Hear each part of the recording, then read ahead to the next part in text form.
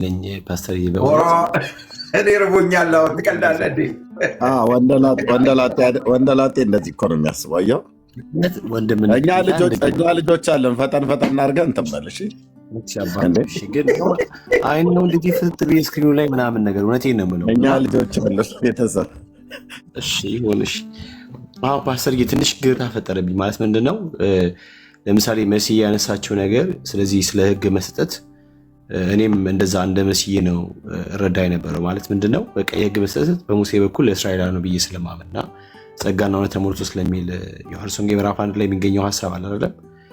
ግን አሁን ላይ ስትመጣ ላይክ አይ ይሄ ሕጉ ስፔሻሊ የሚመለከተው ሁላችንም ነው፣ ምናልባትም የቤተ መቅደሱ ስርዓት ነው እስራኤል የሚመለከተው የሚል ስፔሲፊክ ተደርጎ አገኘሁት። ግን ደግሞ ሮሜ ምዕራፍ 9 ቁጥር 1 ጀምሮ ደግሞ እንደዚህ የሚል ሀሳብ አለና ትንሽ አይጋጭም የሚል ነገር ያነሳብኛል። ለምሳሌ ለአንበበው ክፍሉ ሮሜ ምዕራፍ 9 ቁጥር 1 2 3 እስከ 4 ድረስ አለና እንደዚህ ያለ ከአምስት አንብብ፣ ብዙ አራት ሳይሆን እስከ 5 አንብብ። ቀጥል። እሺ በስትሪ እሺ እንደዚህ ይላል። ብዙ ሐዘን የማያቋርጥም ጭንቀት በልቤ አለብኝ ስል በክርስቶስ ሆኜ እውነትን እናገራለሁ፣ አልዋሽም። ሌናዬ በመንፈስ ቅዱስ ይመሰክርልኛል። በሥጋ ዘመዶቼ ስለሆኑ ስለ ወንድሞቼ ከክርስቶስ ተለይቼ እኔ ራሴ የተረገሙ እንድሆን እጸልይ ነበርና እነርሱም እስራኤላውያን ናቸውና ይላል።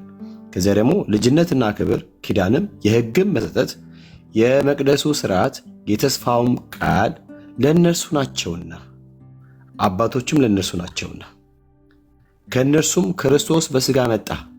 እርሱ ከሁሉ በላይ ሆኖ ለዘላለም የተባረከ አምላክ ነው፣ አሜን አሜን ይላል። ምንድን ነው የተጋጨብን?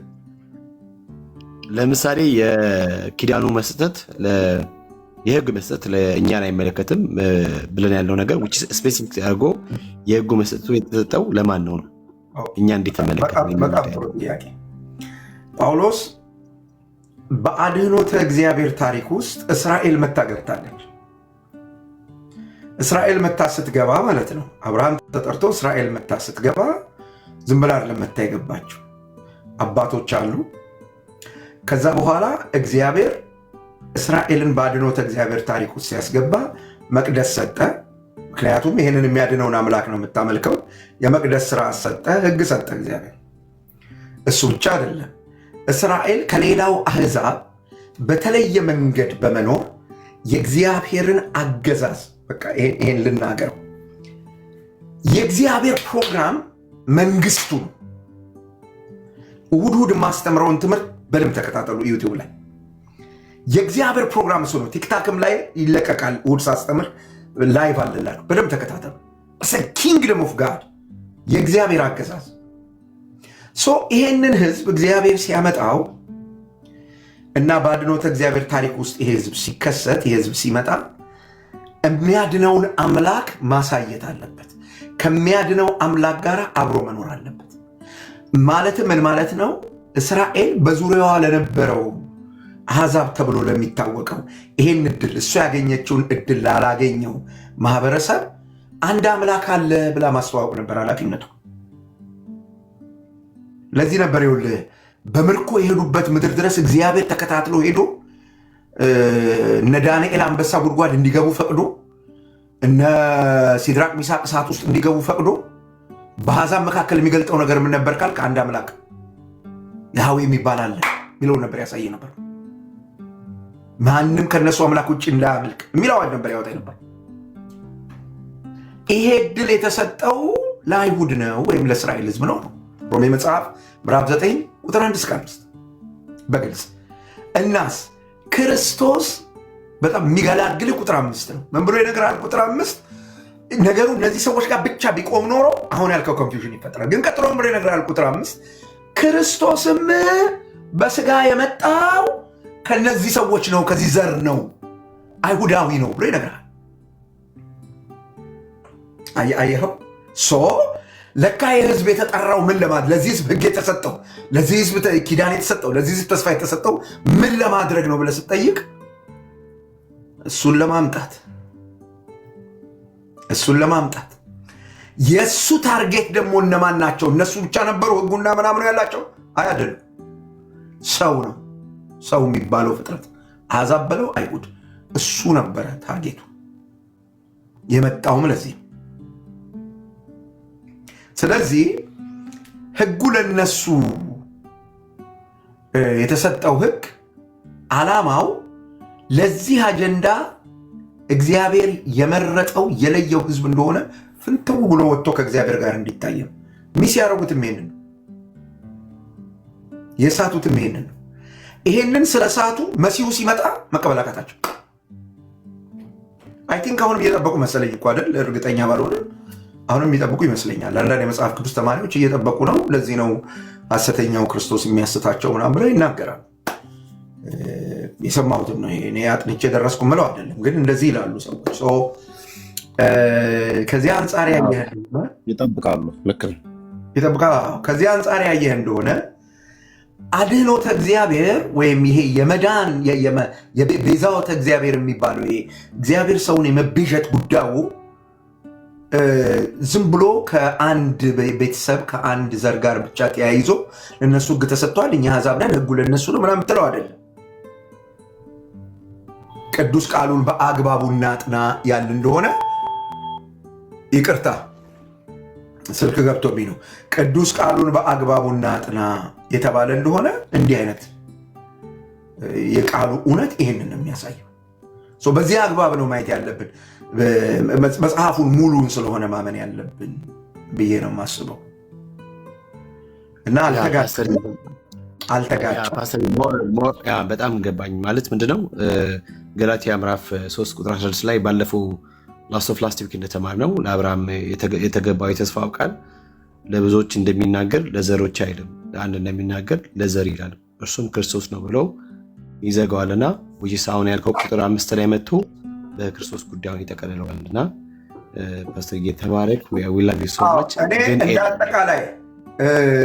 እንዳጠቃላይ መስጠት የምፈልገው ነገር ምንድነው? እባካችሁን መጽሐፍ እያንዳንዱ መጽሐፍ በራሱ የቆመ ነው። ምን እንደሚያወራ አንደርስታንድ እናድርግ። መጀመሪያ ዘፍጥረት ምንድን ነው የሚያወራው? ዘጸአት ምንድን ነው የሚያወራው? ዘሁልቅ ምንድን ነው የሚያወራው? ዘዳግም ምንድን ነው የሚያወራው? ሌዋውያን ምንድን ነው የሚያወራው? ኢያሱ ምንድን ነው የሚያወራው? እያንዳንዱ መጽሐፍ የተሸከመውን እውነት ስታገኙ ማለት ነው። እውነት ስታገኙ እነዚህ በብጥስጣሽ ጥቅስ ከየመጽሐፉ ወጥተው በብጥስጣሽ ጥቅስ በደርዛዊ ነገረ መለኮት ስም የሚሰሩ ቅዠቶችን በቃ መቋቋም አቅም ይኖራቸዋል በደንብ። አለበለዚያ ግን ያደናግሯቸዋል ሁልጊዜ። እና በዚህ አግባብ ብታይ ጥሩ ነው ለማለት ነው። አባኮ ተባረክ። በጣም ነው የማመሰግነው። ሌላ ነገር ባርካችሁ። ኪዳንን በተመለከተ ስለ ኪዳን በጣም የማወራው የጋብቻ ትምህርት ሳስተምር ነው። ኦኬ ፓስተርዬ፣ እንትን በዚሁ ቃላት ገባለን ፕሊስ። ፓስተርዬ እንትን አያዋጣም፣ ያው በሳምንት አንድ ቀን አያዋጣንም፣ ግን ቢሆንም እግዚአብሔር ይመስገን እኛን የሚያልከለከለን ጌታ ይባረክ። ግን ኤርሚን ቃል አስገባው እስቲ። ኤርሚ በጣም ጨቅጭቀ ነው ቃል አልገባ ብሎ አስቸግሮናል። እና ብሉይ ኪዳንን ለማስተማር ስፔሻሊ የሕዝቅኤልን መጽሐፍ እንዲያስተምረን በጣም ነው የምንፈልገው። በጣም እና አንድ ቀን ስጠን እባክህን ኤርሚ፣ አንድ ቀን ብቻ፣ አንድ ቀን ለእኛ ያሳዋልና እኛ ካስተማረ ብሉይ ኪዳንን ያስተምር። አውቃለሁ በጣም እንዳጠና በጣም የእግዚአብሔር ነገር እሱ ጋር እንዳለ አውቃለሁ። እኔ እንደውም በቃ አሁን ሙግቱን አቁሞ ወደዚህ ቢመለስ ደስ ይለኛልና ዘፍጥረት ጀምረህ ተዘጋጅና ጊዜ ወስደህ፣ ለምሳሌ እኔ ዛሬ አስተምራለሁ፣ አንተ ደግሞ ሐሙስ ላይ መጥተህ ብታስተምር እመነኝ እልፍ ሰው ያመልጣል፣ እልፍ ሰው ያመልጣልና ኤርሚዬ ይሰማክ? ጌታ ይረዳኛል ፓስተርዬ። ከአስተማርኩም ጌታ እንግዲህ ያዘጋጅልኛል፣ ግን ዝግ ነው የማደርገው። ላገቡ ሰዎች ብቻ ነው ትምህርቱ የሚሰጠው። አቤት ክፋት፣ አቤት ክፋት፣ አቤት! ዝም በሉ። እኔ አስከፍታለሁ። ምንም ይዘጋ ነገር የለም። ዝም በሉ። ይህን አትስሙ። ያስተምራል። በውስጥ ማወራዋለሁ። ቆይ እናወራለን። ማስተማር ይጀምራል። አይ ቲንክ ዝም ብሎ የመጣ ሀሳብ አይመስለኝም። ጌታ ይረዳናል። ፓስተርዬ በእውነት አስተምረን እባክህ፣ እንማር። በእውነት አስተምረን። እጸልያለሁ ጌታ እንዲቀድም ጸልይልኝ። እንማራለን፣ ቁጭ ብለን እንማራለን። አስተምረን። አውቃለሁ እግዚአብሔር በጣም በብሉይ ኪዳን ላይ ብዙ አይንን እንደከፈተ አውቃለሁ። ጌታ ይረዳል። ብታስተምረን ደስ ይለኛል። እኔም እማራለሁ ቁጭ ብዬ። ግን ምንድነው ፓስተር አሁን የጀመርከው? ቅድም ኤርሚ ከታች እየጻፈ ነበር የአምልኮ የቸርች የአምልኮ ፕሮግራም ላይቭ የሚተላለፈው ላይ እሱን አደል ብሉይ ኪዳን ላይ የምታስተምረው? ያ መንግስተ እግዚአብሔር እኛ አሁን ዝግ ሆኖ ማለት ነው። አሁን በዚህ በረዶ ወርዶ ስለነበር እንደ ልባችን ወደ ጸሎት መምጣት አልቻልንም። 2 ሳምንት በመጀመሪያው ሳምንት መንግስተ እግዚአብሔር በዘፍጥረትን ተማር። ትላንትና እሑድ ደግሞ መንግስተ እግዚአብሔርን በዘጸአት ውስጥ አየ ነው። ኔክስት ዊክ መንግስተ እግዚአብሔር በዘኍልቍ ነው የምናየው። ለምን አንማርም? በዘዳግም ለምን ከተባለ መጽሐፍ ቅዱሱ የሚያስተምረው ማለት ነው። ቲም በዚህ ጉዳይ ነው እና መጽሐፍ ቅዱስ የምናገኛቸው ታሪኮች በጠቅላላ ማለት ነው በዚህ እውነት ላይ ነው የሚያጠነጥኑት። በዚህ እውነት ላይ ነው የሚያጠነጥኑት። የህግ መሰጠት ብትሉት ምን አሁን በቀደም ዘጸአትን ስናጠና ህግ ለምን ተሰጠ? እኔ እርግጠኛ ነኝ በቤተክርስቲያን ያሉ ወገኖች በደንብ ገብቷቸዋል። እዚህ ውስጥ ማን አለ? ኤርሚ አለ ወይስ አብይ አለ? ኤርሚ እየጻፈ ነው። ምን ሰንዴ ሰርቪስ 11 AM ኢስተርን ታይም እያለ እየጻፈ ነው ከታች ዩቲዩብ ላይ ኤፍቢ። ኤርሚ ናግባ የት አለ? የለም ማለት እንትኑ ምንድን ነው? 1500 ላክ እስኪ ፕራይቬት አድርጎታል መሰለኝ። ሞክሼ ናግባ ኮፓስተሩ ናግባ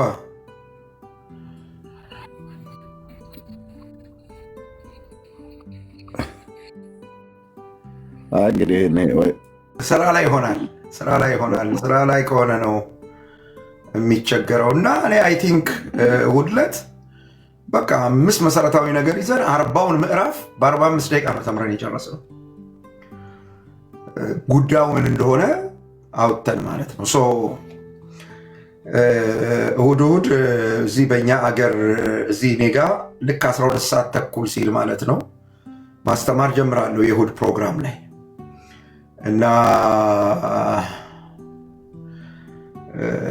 አይ ቲንክ እዛ ላይ ታገኙታላችሁ። እሑድ አሁን ብንኖር እግዚአብሔር ቢፈቅድ ጌታ ካልመጣ በዘኍልቍ ማነው ዘፍጥረት ዘጸአት ማነው የሚመጣው? ዘኍልቍ አይደል? እሱን ማየት እንቀጥላለን። ከዛ ሌዋውያን፣ ከዛ ዘዳግም እና የእግዚአብሔር ሀሳብ ምንድን ነው የሚለውን በደንብ ታገኙታላችሁ። ይቅርታ እህቴ፣ ጥያቄ ጠይቀሻል። እኔ ጋ አልደረሰም። ገብተሽ ነበር መጠየቅ የነበረብሽ ጥያቄ። ስለ ጋብቻ ብቻ ነው የምታስተምረው ምትል?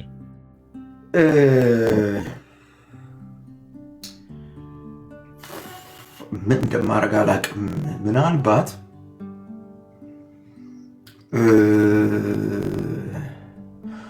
አጭር ጊዜ አጭር አይደለም አክቹዋሊ ሳምንት ላሳውቃችሁ።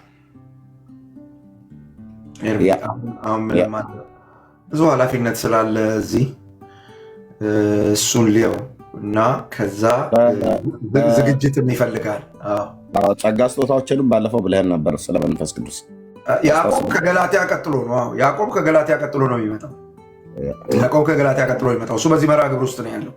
ሆነ ብዬ ነው ይሄን የማደርገው። ምክንያቱስ የገላትያ መጽሐፍ የሚነግረን ድነት በእምነት ብቻ ነው፣ በክርስቶስ ብቻ ነው የሚድነው የሚለው ምንድነው የሚለው ነው ቁልጭ አድርጎ የሚነግረን። ዴን አፍተር ያዕቆብ ከገላትያ ጋር ይቃረናል ወይ? ምክንያቱም ብዙ ወገኖቻችን የያዕቆብን መጽሐፍ ጠቅሰው የለም የለም የለም ስለሚሉ ያዕቆብ ሪሊ ከጳውሎስ ጋር ተቃርኗል የሚለውን ነገር እናያለን በግልጥ። ከዛ እንግዲህ ውስጤን አዳምጣለሁ፣ ወደ ዘፍጥረት ልንሄድ እንችላለን። አሁን ያስተማርኩት ያለውን ማስተማር ልንጀምር እንችል ይሆናል እንደ ጌታ ፈቃድ። እንግዲህ ስንኖር ግን በስኬጁሌ በእኔ መርሃ ግብር መሰረት ገላትያን አስተምሬ ዴን አፍተር ያዕቆብን እናያለን ብዬ ነው ፕላን ያደረግኩት። እና የጋብቻ ትምህርቱን በተመለከተ ሳምንት ላሳውቃችሁ ልጸልይ። አንድ ዝግጅት ይፈልጋል 2 ስኬጁል መምረጥ አለብኝ 3 then እሱን ሳስተምር በጉግል ነው ማስተምረው፣ በቲክታክ አይደለም ማስተምረው። ቴንኪው እግዚአብሔር ይስጥልኝ። እሺ እሱን ሳስተምር በጉግል ነው ማስተምረው፣ በቲክታክ አይደለም ማስተምረው። ለምን ያላችሁኝ እንደሆነ በጣም ብዙ የሚነሱ ነገሮች አሉ፣ በጣም ብዙ የሚወሩ በእግዚአብሔር ቃል መሰረት የሚወሩ ነገሮች አሉ፣ በጣም ብዙ። ስለዚህ ጉዳዩ የሚመለከታቸው ሰዎች በኤርሚ በኩል ይመጡና ከዛ እንዲማሩ እናደርጋለን። እንደሱ እናደርጋለን ማለት ለመማር የሚፈልጉ ሰዎች ሁሉ ናቸው የሚመጡት። ያላገቡም ያገቡም ሊመጡ ይችላሉ። ምናልባት ትምህርቱን ስንጀምር ቅድመ ጋብቻ ምንድነው፣ እሱ ምንድነው መደረግ ያለበት፣ እንዴት ነው መሆን ያለበት የሚለውን አንስተን ከዛ ወደ ሜሬጅ እንመጣለን። ወደ ሜሬጅ የምንገባበት እንደ ክርስቲያን ወደ ሜሬጅ የምንገባበት መንገድ ምንድነው እሱ እና ይሄንን እንግዲህ እነዚህን ነገሮች ከማንሳታችን በፊት ዋት ኢዝ ሜሬጅ መጽሐፍ ቅዱስ በነገራችሁ ላይ መጽሐፍ ቅዱስ እግዚአብሔር 2 ተቋማት አሉት መጽሐፍ ቅዱስ የሚነግረን። አንዱ ተቋም ትዳር ነው። የመጀመሪያው እግዚአብሔር ኦሪጂናል ተቋም ትዳር ነው። እሱ ሲበላሽ ቤተክርስቲያን ትበላሻለች። እሱ ሲበላሽ አገር ይበላሻል። እሱ ሲበላሽ ትውልድ ይበላሻል። የእግዚአብሔርም ዘላለማዊ ፕሮግራም እዚህ ጋር ነው ያለው። ሰውን ሲፈጥረው ያለው ይህንን ነው። አስተውላቸዋል። በመልኩ ፈጠራቸው ይላል። ጋብቻ ውስጥ እሱን እናወራለን። ከዛ እንዲህ ያለ እግዚአብሔር ብዙ ተባዙ ምድርን ሙሏት። ሰው እግዚአብሔር የሚፈልገው ሜሬጅ አለ። ማየት የሚፈልገው ሜሬጅ አለ።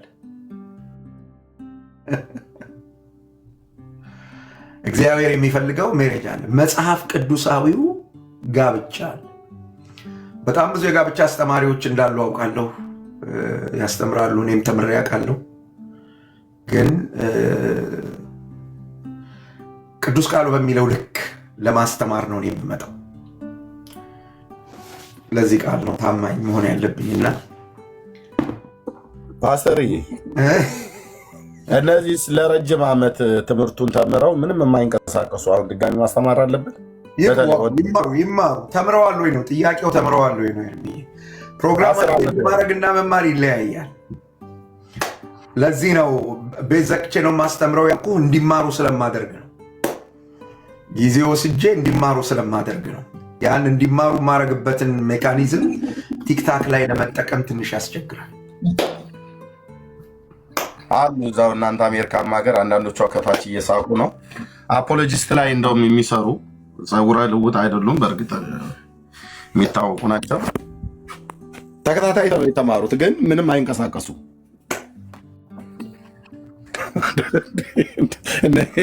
እነኚህና ምንድን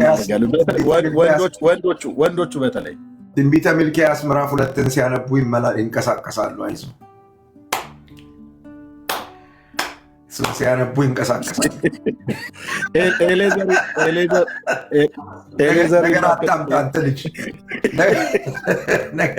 ኤሌዘር ይላክልን ብለው የሚሉ አሉ። እነሱ ቁጭ ብለው ኤሌዘር እንዲላክላቸው የሚፈልጉ ማለት ነው።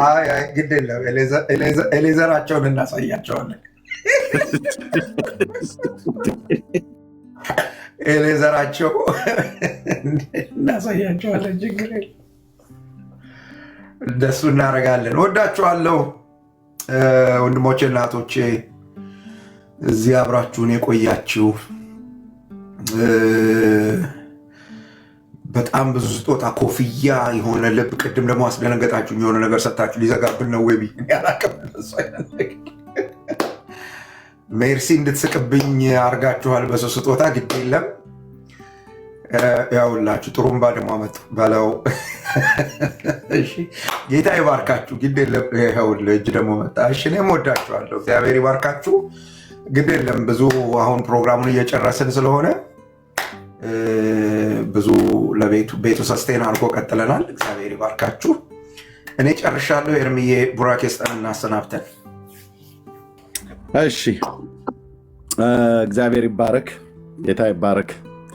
እናመሰግናለን የአባቶቻችን አምላክ ቅዱስ እግዚአብሔር በምክርህ ግሩም የሆንክ በአንተ ምክር መራኸኝ ከክብርም ጋር ተቀበልከኝ እንዳለ ባሪያህ ዳዊት ባሪያህን በሄደበት መንገድ አስተውሎ እንዲያደርግ የመከርከው ያስተማርከው የገሰጽከው አምላክ አንተም በመስማቱ ብዙ አተረፈ፣ አንተም ባለመስማቱ ደግሞ ብዙ ከሰረ።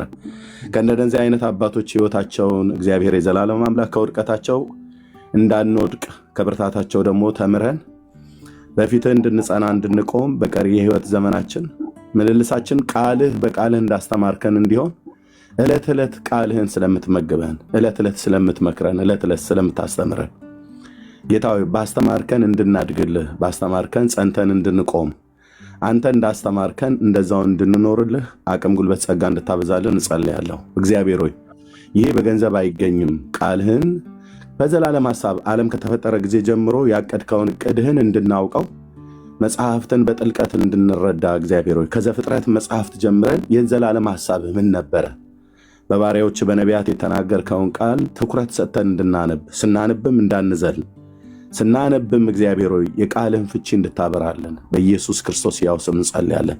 እንዲህ አይነቱ ፕሮግራምና እንዲህ አይነቱ ጊዜ ይብዛልን። መስማት ካለብን እንደዚህ አይነቱን ሕይወት ሰጪ የሆነውን ትምህርትና ምክር እንድንሰማ አብዝተን ጆሮአችንም ልባችንም የተከፈተ እንዲሆን እንድትረዳ እንድታግዘን እንጸልያለን። ባሪያህን ስለረዳሁ እጅግ አድርጌ አመሰግናለሁ። እኛንም ለመስማት እግዚአብሔር አቅም ስለሰጠህን ተመስገን። ቀሪ ሳምንታችን በስም የተባረከ ይሁን። በሚቀጥለው ሳምንት እግዚአብሔር ሆይ እዚህ ያለን ሁላችን የሚቀጥለው ሳምንት እንደርሳለን ብለን ተስፋ የምናደርገው የምናምነው አንተን ነው። የዘላለም ክንዶች እየጠበቁን እየረዳህን ታደርሰናለህ። በሚቀጥለው ሳምንት እግዚአብሔር የዘላለም አምላክ በዚህ በእንዲህ አይነት ሁኔታ እስከምንገናኝ ቀኝና የፊት ብርሃን ይብራልን በጌታ በኢየሱስ ክርስቶስ ያው ስም አሜን አሜን። ተባረኩ ወገኖች። እግዚአብሔር ይባርክ ሄርምዬ። አሜን ፓስተር። ተባረኩልኝ ቅዱሳን፣ ወዳችኋለሁ። ሻሎም። አሜን። ቴንክ ዩ